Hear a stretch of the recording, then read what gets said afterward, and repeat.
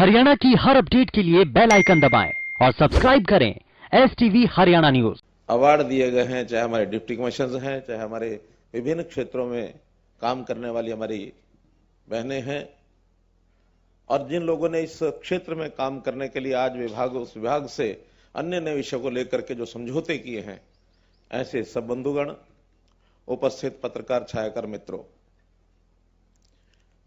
ये महिला दिवस देश और दुनिया में हर वर्ष मनाया जाता है। प्रारंभ हुआ इसका कहते हैं कि 1909 में, बाद में इसको यूएनओ ने अंतर्राष्ट्रीय स्वरूप दिया। हर वर्ष मनाते हैं।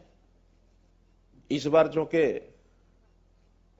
एक तो बजट का सेशन है, इसलिए क्षेत्र में अपने अपने हिसाब से कार्यक्रम सब लोग कर रहे हैं, लेकिन सरकारी कार्यक्रम के नाते से यहां ये कार्यक्रम आपका बुलाया गया। दूसरा, कोविड का एक कारण है। कोविड के समय भी बड़े कार्यक्रमों का एक आयोजन पिछले वर्ष भर से वो संभव नहीं हो पा रहे हैं, इसलिए तकनीक का सहारा लेकर के हम किसी भी बात को कहने के लिए बड़ी संख्या में उपस्थिति दर्ज कराते हैं। आज भी हजारों की संख्या में हमारी माताएं बहनें ये साथ जुड़ी हैं। मैं उन सब का अभिनंदन करता हूं, स्वागत करता हूं। आप यहां इस अवसर पर आए हैं तो मैं एक ही बात कहूंगा कि महिलाओं का स्वागत करना अपने आप में एक परंपरा है, लेकिन महिलाओं की जिस प्रकार की उपलब्धियां हैं, जिस प्रकार का योगदान है संसार में ही, समाज में ही, पूरे समाज और पूरे संसार में अपना एक योगदान है। भारतवर्ष में, हरियाणा में हम अलग से उपलब्धियों का व्याख्यान करते हैं तो बहुत आगे निकली हैं हमारी महिलाएं, हमारी बहनें, बेटियां, चाहे वो शिक्षा का क्षेत्र हो, ज्ञान विज्ञान का क्षेत्र हो, फिर खेल का क्षेत्र हो, या प्रशासन में, शासन में काम करने की बात हो। इन सब चीजों में हमारी बहनों ने रिकॉर्ड स्थापित किए हैं। अब मैं समझता हूं जब महिलाओं को अलग से इस बात से प्रोत्साहित किया गया होगा कि महिला दिवस मनाया जाए, हो सकता है उस समय महिलाओं की उस प्रकार की भागीदारी न रहती हो, उस प्रकार की महिलाओं की जो उपलब्धियां वो न रहती हो, अलग से महिलाओं को संबोधन किया जाए। इतने वर्षों से करने के बाद आज इस बात का तो संतोष है कि महिलाएं कहीं भी पुरुषों से कम नहीं है।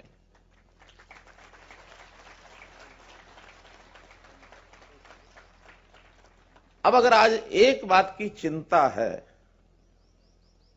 तो वो चिंता एक ही है कि महिलाओं के प्रति जो अपराध होते हैं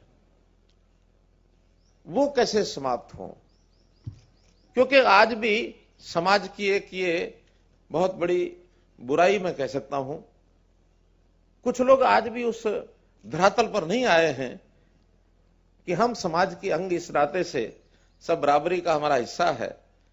तो हमारे संस्कार भी ऐसे होने चाहिए कि महिलाओं का जो सम्मान हमने किया है, मां के सम्मान किया है, हमने माता के नाते से पूजा है, तो माता का, बहन का ये जो हमारा रिश्ता, ये हर व्यक्ति के मन में, खास करके मैं आह्वान करूंगा पुरुषों को, नौजवानों को, कि हमारी बहन बेटियां हैं, घर में जैसे होती हैं ऐसा ही सम्मान, मान, कदर, इज्जत, ये हमको समाज के अंदर हमारी बहनों के प्रति, माताओं के प्रति रखनी है, ताकि महिलाओं के प्रति जो अपराध है ये कम हो सके। अपराध को कम करने के तरीके या तो दंडात्मक होते हैं, कानून बनता है, हमने भी बनाए ही। 12 साल से नीचे की बच्ची अगर उसके खिलाफ कोई इस प्रकार की घिनौनी हरकत करता है तो उसको मृत्यु दंड तक भी देने का प्रावधान किया है, जो सारे देश में हो चुका है।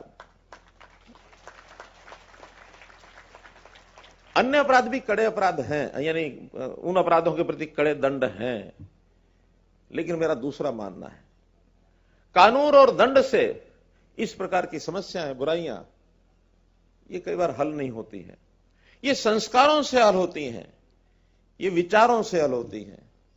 तो हमारे विचार और संस्कार हम इस प्रदेश में, चाहे वो शिक्षा के माध्यम से, चाहे हमारे सामाजिक, धार्मिक, सांस्कृतिक ऐसे संगठन हैं उनके माध्यम से, एनजीओ के माध्यम से, प्रशासन के माध्यम से भी इन सब चीजों को ठीक करने के लिए आगे बढ़ेंगे तो निश्चित रूप से मैं मानता हूं कि ये दोष, ये बीमारी, ये बुराई आगे चल करके कम होगी। दंडित तो खूब करेंगे। अब कोई भी व्यक्ति किसी मां बहन की तरफ उंगली उठा के देखेगा तो उसको बख्शा नहीं जाएगा।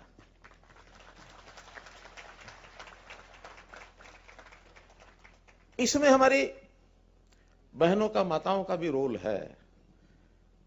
उस रोल को लगातार जो एक नया अभियान 2015 में हम लोगों ने लिया, वो भी एक बहुत भयंकर बीमारी हरियाणा के साथ जुड़ी हुई थी कि हरियाणा बेटियों को मारने वाला प्रदेश ये माना जाता था। अब उसको बेटी बचाओ बेटी पढ़ाओ के अभियान के अंतर्गत प्रधानमंत्री जी ने आह्वान किया था पानीपत में 22 जनवरी 2015 को। उसके बाद बहुत काम चाहे प्रशासन ने किया है, अलग अलग विभागों ने किया है, सामाजिक संस्थाओं ने किया है, महिलाएं भी बढ़ चढ़ करके आगे आई हैं और मैं आभारी हूं उन महिलाओं का। खास तौर पर मेरे पास एक रिकॉर्ड ऐसा आया कि 850 हमारी बहनें, माताएं ऐसी हैं जो स्वयं गर्भवती होते हुए भी इस दोष के करने वाले लोगों के खिलाफ उन्होंने कार्रवाई करने में सहयोग किया है। जहां उनको पता लगता था पहुंच जाती थी। और इसमें विशेष तौर पर आज हमारे साथ जुड़ी हुई हैं झज्जर से मां समान हमारी बड़ी आयु की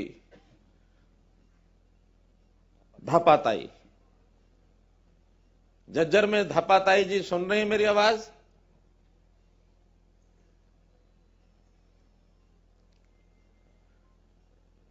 ये धापाताई बैठी है सामने। धापाताई एक आइडल बन गई, हमारे लिए एक मॉडल बन गई है। इतनी बड़ी आयु में, ये आयु इनकी इतनी है कि इस आयु की महिलाएं सामान्यतः जो परंपरागत रूढ़िवादी विचार की रहती हैं तो उनको तो ऐसा माना जाता है शायद लड़कियों का जन्म उनको अच्छा नहीं लगता। कहीं ना कहीं से ये बुराई शुरू हुई होगी तो कहते हैं बुजुर्गों के मन में ऐसा कभी आ जाता था। लेकिन धापाताई ऐसी हैं कि जो घर घर में जाकर के जहां पता लग जाए कि ये लड़की के जन्म को ठीक नहीं मानती, उन जाको समझाती हैं। समझा करके भी अपने अपने तरीके से हमारी बहनें, माताएं समझाती हैं। धापाताई, आप बताएंगे कि आप क्या करती हैं ऐसे समय पर जब पता लग जाए कि हाँ इसके मन में विचार आया कि मैं लड़की को जन्म नहीं देना चाहती? धापाताई बताइए जरा। आवाज नहीं आ रही भी, जरा टेक्निकल देखो वहां के सिस्टम में।